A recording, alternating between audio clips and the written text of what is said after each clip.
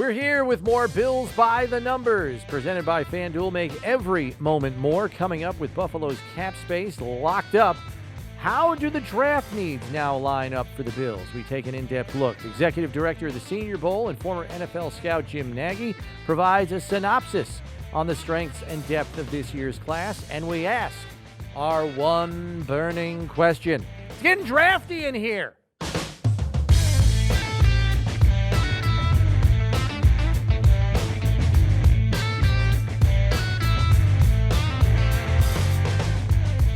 All right, thanks for stopping in here at Bills by the Numbers, where we let the stats tell you where the Bills are at. And as Bills GM Brandon Beane put it, Steve, following the match of the offer sheet for Ryan Bates, the Bills are pretty much out of cap space. He himself said their focus is now moving towards the draft. So that's where we turn our focus. And we begin with where we would assess Buffalo's most pressing positional needs. So, Steve, if you had to put them in order of importance, 1, 2, and 3, what does your list look like? My list looks like number 1 would be a cornerback. Number 2 would be a wide receiver. And number 3 would be an interior offensive lineman. Okay. That's where I'm at. And I'll listen to other arguments, but that's where I'm at right now. Today. Do you consider any of those a quote-unquote positional emergency?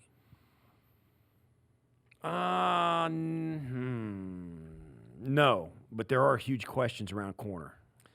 Yeah. One about Tre'Davious White, is he healthy? And the other, can Dane Jackson hold up for an entire season? And is Cam Lewis enough behind Taron Johnson, Dane Jackson, Neal for that matter. Saran Neal, and is there enough guys over there that can give you enough play? I certainly think they need to fortify the position with more numbers.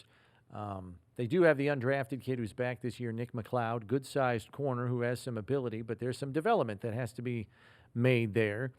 So, yeah, I would tend to agree with you, corner, wide receiver. I think if you want to look at a position that might be a little thin in terms of guys you would feel comfortable plugging in for a starter, should there be an injury, I think it's linebacker.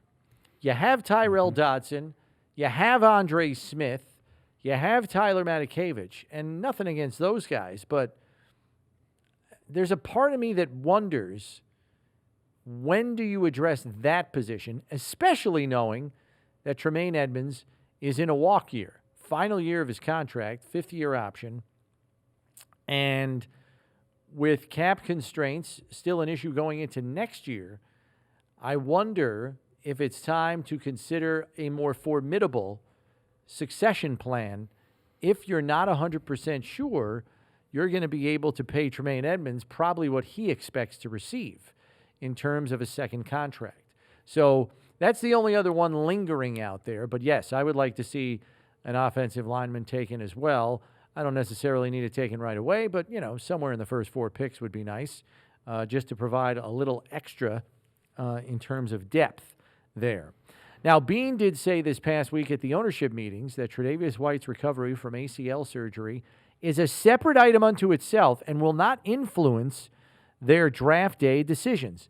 But I have to believe if that's the case, Trey's got to be looking pretty good with his rehab process if Buffalo's GM can separate what appears to be a clear positional need from the player who has filled the CB1 position for the last 4 years that's coming back from a season-ending injury. So how much do you think positive signs in White's recovery now impact Buffalo's decision-making with respect to corner?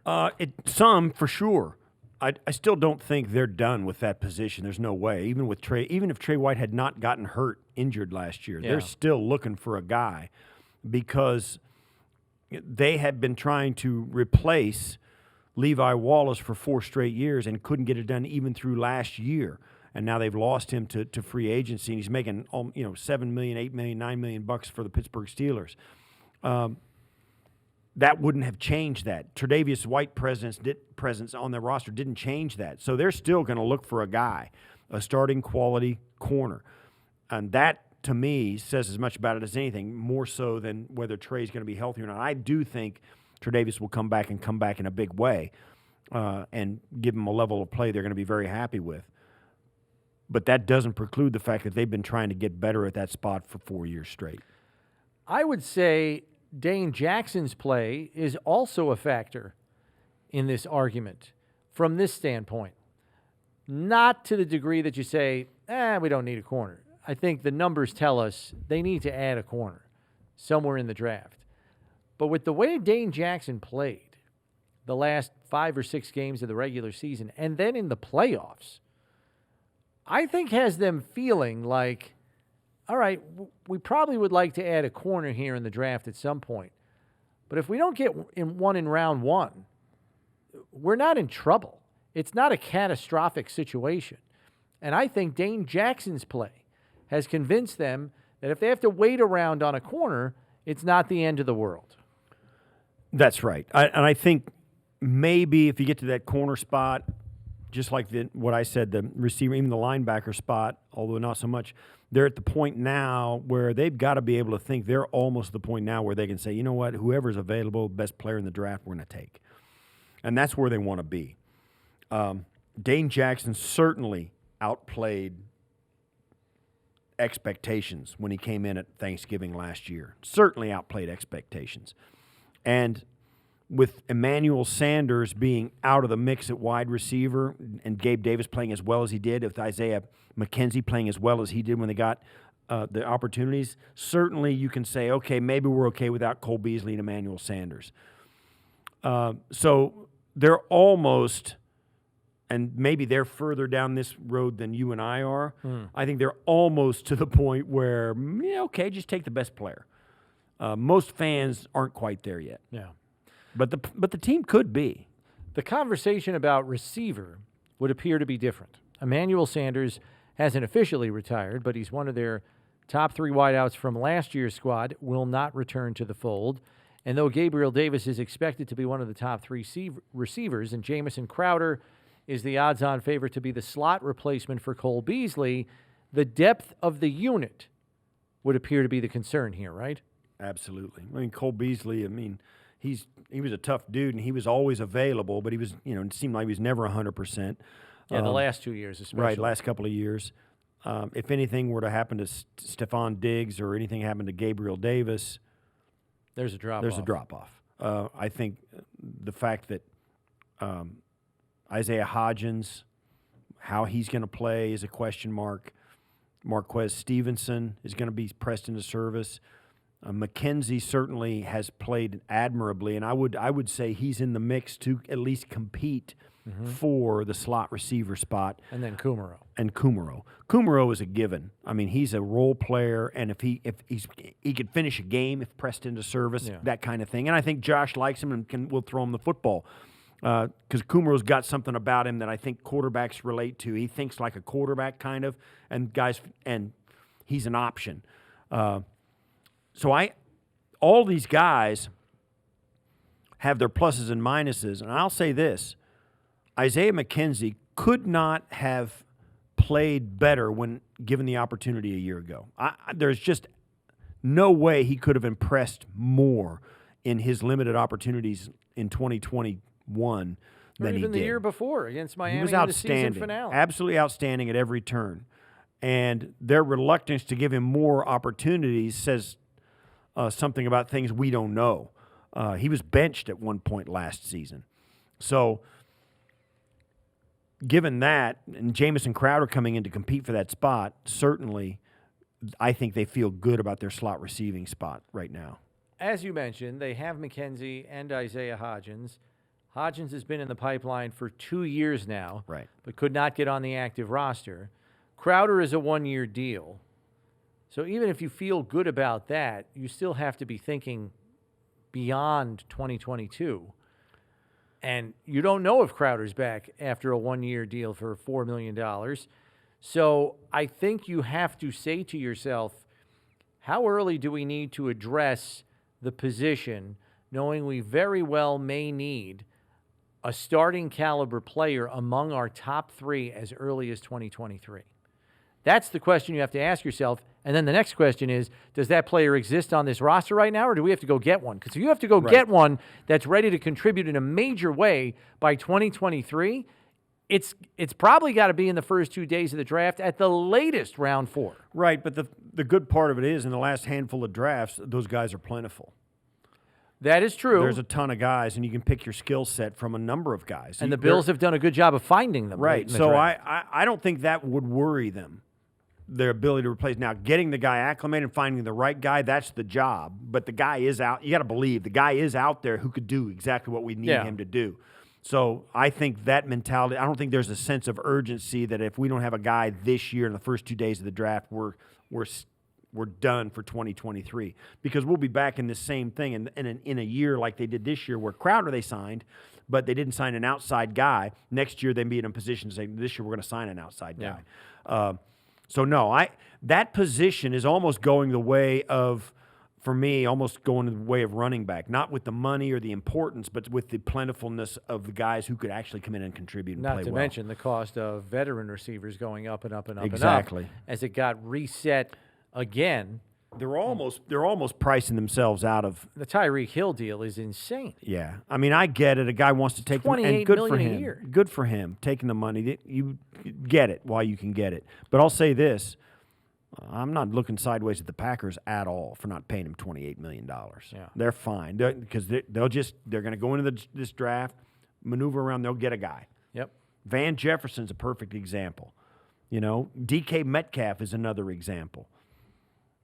There's an endless supply coming. The college game is churning them out a dozen at a time. So get a kid on a rookie deal, cheap labor, save yourself money on the cap, and then make him rich and famous. Go ahead and make him famous. Let somebody else make him rich. Yeah, let somebody else make him rich and start the whole process over again. If you believe in your scouting department, you can probably still be a productive offense operating in that way. And I don't think the Bills are any different. And while player grade, as we know, with the Bills in the draft, Steve, rules the day over positional need, at least from what we've seen from Brandon Beane. I mean, last year's draft's a perfect example. Back-to-back pass rushers, back-to-back offensive tackles, because that's what the player grades told them to do. How quickly do they need help on the field at that position, wide receiver? I really... Do you think the Bills have more trust in Dane Jackson at outside corner and what's behind him on the depth chart, or more trust in Jamison Crowder as the slot receiver and what's behind him on the depth chart? I would say they probably have more trust in the receiving side of things because Jamison Crowder has led the Jets in receptions in the last 3 years running. Right. And Isaiah McKenzie has proven his worth to the club, so they've got a guy who can go in and step right in and go. Dane Jackson, took him a while to get on the field. Couldn't beat Levi Wallace out, but finally was put in because of injury to Tre'Davious White. The team maintained its number one ranking throughout the regular season. He got him into the playoffs, played well in the playoffs. Yeah. And you'd have to go in and pull it apart to know if he played really well or just got him by. Certainly, it's difficult to play defense against the Kansas City Chiefs, but they didn't play too badly against the New England Patriots. So there's reason to be optimistic on both sides of that issue, but I think they did more for the wide receiver side of things to get better than they did by re-signing McKenzie and then signing Crowder with Gabe Davis finishing the year like he did. I think they got to feel pretty good about that. Yeah, so I would say the wideouts. I would tend to agree. I believe they trust McKenzie because of the track record a little bit more. And you look at, I mean, it's not really a Dane Jackson issue. It's what's behind him that you have to trust.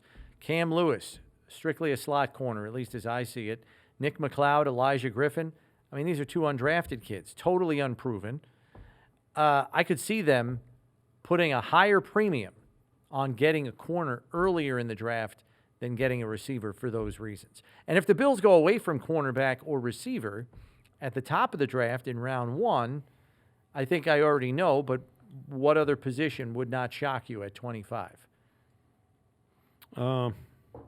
Yeah, an outside wide out, a big-time outside, if there's one that's fallen, or an interior offensive lineman. Yeah, I mean, if corner and receiver, they go away from there because the value doesn't say something, you think interior offensive line, and I would tend to agree because most draft experts are of the opinion that the value is going to be very, very good there at 25 at interior O-line, and we'll be talking to Senior Bowl Executive Director Jim Nagy about that, a former NFL scout for 18 years before taking the job down there in Mobile, and see what he thinks as far as strategy for the Bills at pick 25 in just a little bit. Good discussion there. We move along now to the numbers game, where we're going to see if Steve can determine what positions the Bills have gravitated to in round one over the last 15 drafts. So, Steve, what position do you believe has been the most popular pick of the Bills in round one of the NFL draft from 2007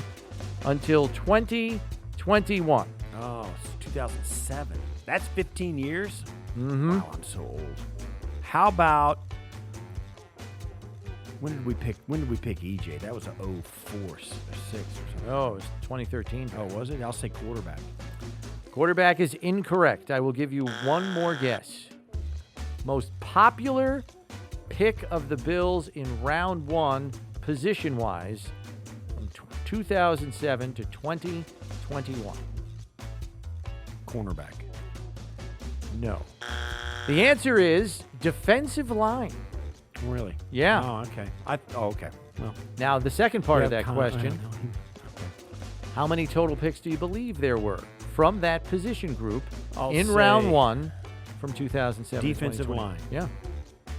I mean, you can I'll name a say- few right off the bat that have been pretty recent. Right. Oh, my gosh, yeah. So how many first rounders? 4. I see there's Ed. There's Greg. Mhm. There's AJ was a second. Second rounder, not a first round.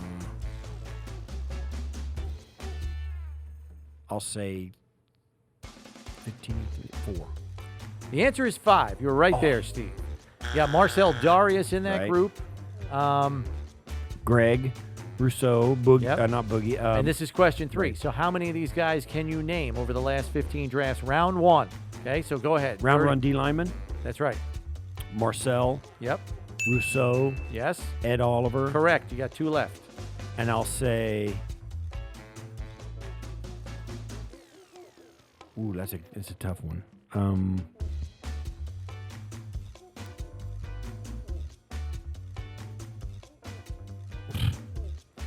One is just returned to the roster. Oh yeah, Shaq Lawson. That's one. Okay, yeah, I got me. And then maybe one of the biggest swing and misses in Bills draft is it history. Dockery? It is not Dockery. No, he was a free agent. Offensive Mike lineman. Williams? And he was a back swing in and a there. miss. That's a swing and a miss, but he was a tackle. Aaron Maben. There you go. Aaron Maben. 2009. Oh man, see yeah. that was the biggest. That's miss. a horror show. That was a Horror that was show an of a pick. incredibly bad miss. Holy crow. An incredibly bad. All right, miss. question number 4. What do you believe is the second most popular position for the Bills in round one over the last 15 drafts? Second most popular position, round one. Running back, No, it is not running. offensive line. It is not offensive line. I'll give you one more guess.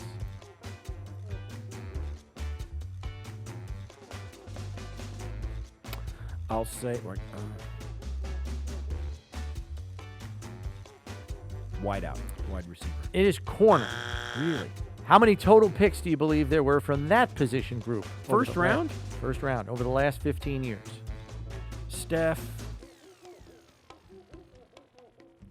Jarris Bird wasn't a first rounder, right? He was a second rounder. Second rounder. He was a safety, not a corner.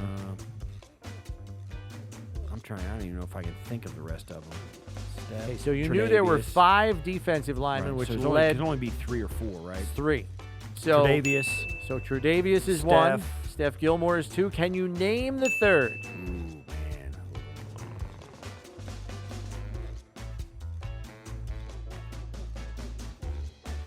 Wait. Oh, he can see him in his brain. Oh, I can. He see can that. see him. No, I think he was. No, I can't get him. Can't get him. It's my man, Leotis McKelvin. Leotis, my man. Doggone it. Leotis yeah, you're right. McKelvin, Gosh. 2012 draft. Oh Not bad. Not bad in the numbers game there, Steve. You did okay. Not terrible. Right now, though, new customers can get their first bet risk-free up to $1,000. Just sign up today by going to sportsbook.fanduel.com or download the FanDuel Sportsbook app. FanDuel Sportsbook, an official partner of the Buffalo Bills. We move on now to our guest this week here on Bills by the Numbers. It's Executive Director of the Senior Bowl and former NFL scout Jim Nagy, who knows the 2022 draft class inside and out. Here is Jim. All right, Jim, let's start here. Obviously, we're suffering from Bills myopia, so some of our questions are going to be directed that way. And I'll start with this one, because the Bills, sitting at 25, are in kind of a tough spot to forecast what happens in front of them with so many picks. So if you're the Bills sitting there late in round one, in what looks to be somewhat of a muddled draft pool without any clarity, like even on the prospective first-round quarterbacks and where they might go, what does maybe player positional value tell you about what the best strategy might be for a team like the Bills at 25? I think where they're sitting, guys, is truly where you just have to take the best player available. I don't think you have to reach for need. I think there's going to be a good player there. The quarterback thing's interesting. Like last year, those 5 QBs in the top 15 pushed down some really good players. I don't think we're going to be in that situation this year. Maybe a couple guys might push a couple guys to you in the 20s, but certainly not like last year. So I think, you can stay there and address a lot of different needs, but there's going to be a good player there. I feel like the meat of this draft is probably anywhere between, 15 and 60. You can really get pretty close to the same player. That's why I think you're going to see a lot of teams trying to trade back and stockpile second-round picks. It's going to be a really good second round this year. You have your finger on the pulse of this draft as an entire group because of your work with the Senior Bowl, and you get to see all these guys at all the different positions. You talk to all these personnel guys. What position group is deepest in this draft? Well, I think you look at the pass rush group. I was just up at Alabama yesterday for Pro Day. They didn't have any pass rushers there, but we're just talking to guys, from around the league. All 32 teams are there, so got a chance to catch up with a lot of buddies. And really, it's that pass rush group. So, you're starting up high with Aiden Hutchinson. I think Trayvon Walker from Georgia is legitimately a top 5 pick. Just talking to guys around the league, he might be the most talented guy in the draft when you just look at the traits. And it's really become a traits-driven league, and I think a lot of teams are, really hold true to that philosophy is guys you can hit on, high ceiling guys. So, those two guys, and then all the way through. I mean, they'll be staring at a good one. The Bills are going to be staring at a good one there, in the 20s, whether that's, an Arnold Ebiketie from Penn State, a Boye Mafe from Minnesota, a couple guys we had down here at the Senior Bowl.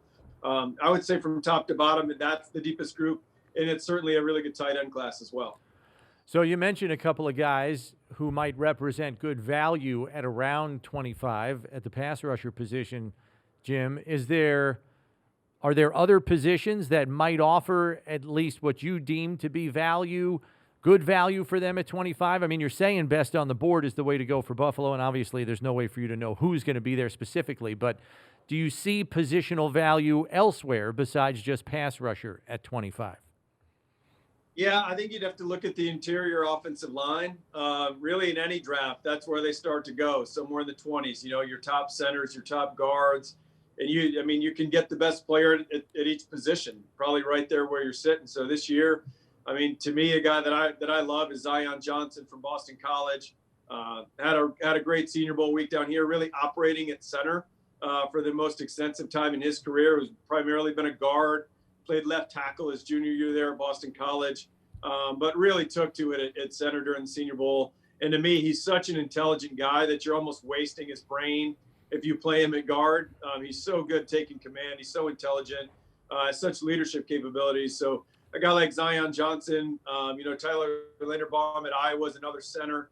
There's some really good guards in this class too. And Zion could be a guard. If you feel good about your center situation, you want to plug Zion in at guard and leave him there for a few years. That'd work too. So I would say interior offensive line that's really the sweet spot in the 20s. You can get a really good player there. And also that's where I think you'll start seeing a lot of the wide receivers start going outside the top 10. and there's going to be that run probably through the end of the first round at wideout.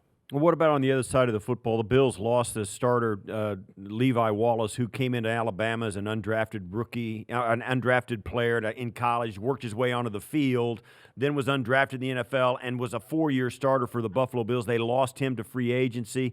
They tried to replace him for 4 years, couldn't get it done. Now they have to. What kind of cornerback depth is there, and what kind of how far down the list and cornerback prospects will you think they'll get if they do decide to take one at 25? Yeah, and Steve, you forgot to mention that Levi went to Alabama not just as a walk-on. He went there in his first year on campus. He played intramural flag football. So right. One of the most incredible stories. Levi played here in the Senior Bowl. Actually, when I was with the Seahawks, I scouted Levi at Alabama. So really cool to see what Levi has been able to do with his career and what Buffalo did developing him. But yeah, I mean, they're going to be staring at a good corner there too. I think that you got guys like Darryl Stingley up at the top from LSU, Sauce Gardner, of course, from Cincinnati. I think those guys will probably be gone by then. But you're looking at a group like Roger McCreary from Auburn, really good football player, has gotten his hands on more balls over the last 2 years than any player in college football. So I think he's a really good one. You know what you're getting, a really solid, productive football player, instinctive guy. And then there's some really high traits guys. You look at this year's class. A lot of guys ran incredibly fast at the combine. They're running fast again at their pro days. So yeah, that's certainly a position. I think the run on corners is probably going to start in the second round. You could probably get a guy late in the second. The same guy you could probably get there late in the first. It's kind of a flavor of the week. Then when you talk to teams, that whole late 1 to late 2. Spot at the cornerback position, it's really depending on what team you talk to. There's really a jumbled order there. And I want to kind of get you to elaborate on that a little bit, Jim, because I know earlier you said pretty much from like 15 to 60, there isn't a great disparity in terms of level of talent of player because the depth is so good within that range. Can you just maybe explain to our listeners what that means when you've got GMs making decisions in that range and how it might impact their decision-making when they feel like, hey, I can slide back, but you also got to find a dance partner willing to come up. So maybe just walk us through how that unfolds in the draft room when there is such a wide range of players that many teams deem to be of comparable talent level. Yeah, it's going to be a busy month for Brandon Beane. Those things don't happen when you're on the clock, obviously. So the month of April is when these GMs and the upper level guys, in the personnel department are really working the phones and talking to their buddies around the league and showing the interest to move down. I think a lot of teams are going to be in that boat. But you're right, you need a trade partner. So trying to identify that. I think you're going to see some players in some trades this year. We're seeing more player for trade movement.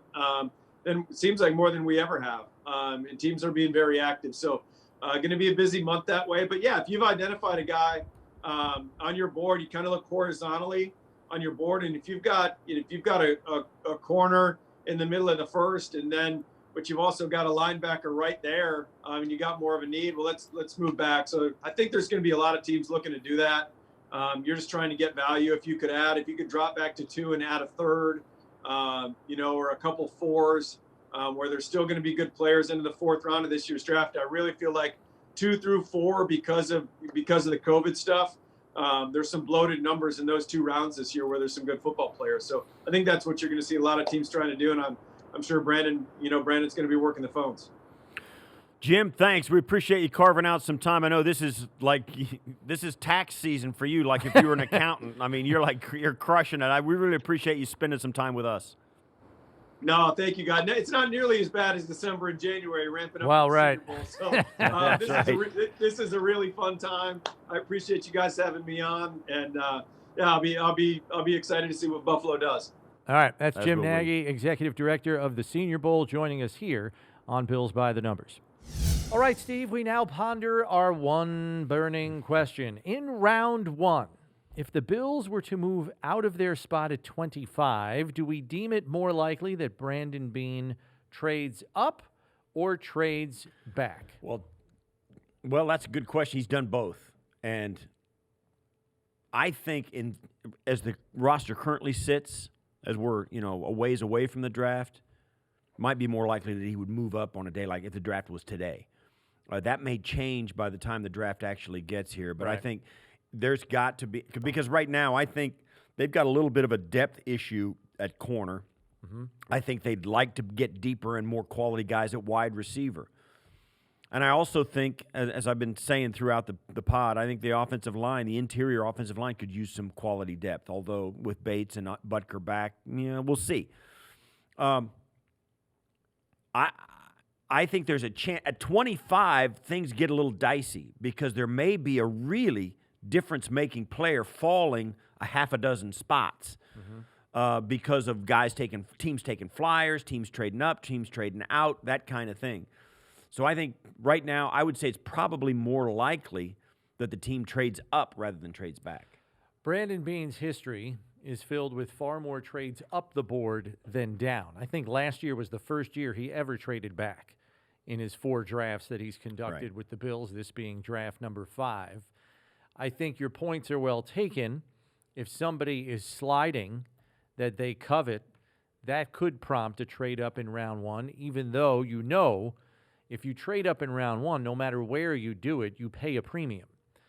Trading up in later rounds is far less costly. Right. I think we also have an issue here where there are going to be far fewer teams trying to get into the bottom of round 1 that would give them a dance partner to get out of round 1. I know we're still a month away. My thought is the Bills are more likely to move up or down the board in rounds outside of round 1. I think round 2, round 3, round 4, that's where it's more likely that the Bills move around a little bit. Number 1, because the cost is lesser in terms of what you would have to give up to do that, assuming you move up the board. Right. And I think more teams are willing to play ball in terms of moving up to a spot where you can move out and down the board in rounds 2, 3, or 4. I still think it's going to be at a premium. And here's the other thing that kind of serves as a little bit of a fly in the ointment in terms of the Bills trying to move back and out of that spot at 25. There is a general consensus, as we heard from Jim Nagy, that there is a cluster of players from about 20 to 50, maybe even later, that are largely deemed to be pretty similar in talent, ability, what they can give a team in year 1. And so I think a lot of teams are like, I don't really need to go up and chase that guy when I got a pretty comparable 2 or 3 players here in the next 30 picks where I'm not doing all that much worse. Why am I going to give up assets to go up and get that guy when I have somebody of pretty similar quality still on the board and should still be there when I pick? Here's another thing to throw in that I think it's probably more likely that they move up rather than back between the 20 and 50. The 20 to 50 range of this draft, those guys may be similar. The teams drafting them are not. The Bills in terms of the grades they have, you mean on them? No. The teams that they're going to. The Bills are different than the Jaguars. Gotcha. The Bills are different than the Chargers. Because here's the thing. The Bills, they're at the top of the heap right now. Yeah. Is a 7th rounder, 6th rounder really going to strive to contribute this year to this team? Throw those picks away and get somebody who may. Or who's got a better chance. This is a club that if you want to get over the top, you need a guy that's going to get on the field for this team. And there's guys in the 5th, 6th, 7th rounds that have no chance of getting on the field for this team this year. So I think it's more likely the Bills will try and maybe pool some picks in this draft to jump up a couple of spaces to get, one guy, maybe 2, that can say, you know what, that guy could contribute in some way, shape, or form this year for this team when they're trying to go for the championship. And while I agree with everything you just said, I still believe if that happens, I think it's more likely to happen in round 4, round 3, even round 2 than in round 1, where those 6th or 7s that you give up can get you to a spot where you need to be, more so in round 2 where the value isn't as great, more so in round 3 where the value isn't as great. The deeper you get into the prospect list, the more you can do with a 6 or a 7. Yes, and the more variation there are in grades between teams. they see traits that stand out to them and give them a chance to develop this guy, where another team doesn't value that the same. So the disparity between the same player is greater the deeper you get into the pool. So if the Bills trade up to get a guy at 42 rather than picking at 89 or something like of that nature, they got a guy that really will do that. They got a guy that they believe in more than the team that is trading out of that spot. One thing we can definitively say, there is nothing that's off the table when Brandon Beane is running a Bills draft. That'll do it for this episode of Bills by the Numbers. We encourage you to subscribe on whatever podcast platform you make use of so you know when a new episode is available. And remember, when you need to know about the Bills, you need to check Bills by the Numbers. For Steve Tasker, I'm Chris Brown. We'll see you next time, everybody.